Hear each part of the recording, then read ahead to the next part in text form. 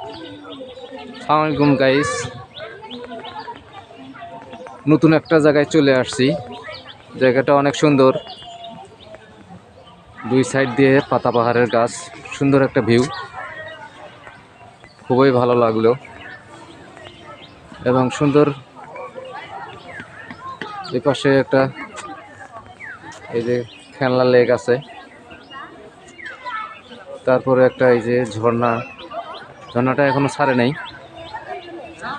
ঝর্ণার ভিউটা খুব সুন্দর, জায়গাটা খুবই ভালো লাগলো আমার।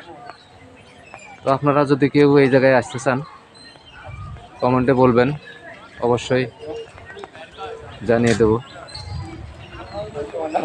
অসাধারণ জায়গা, অসাধারণ।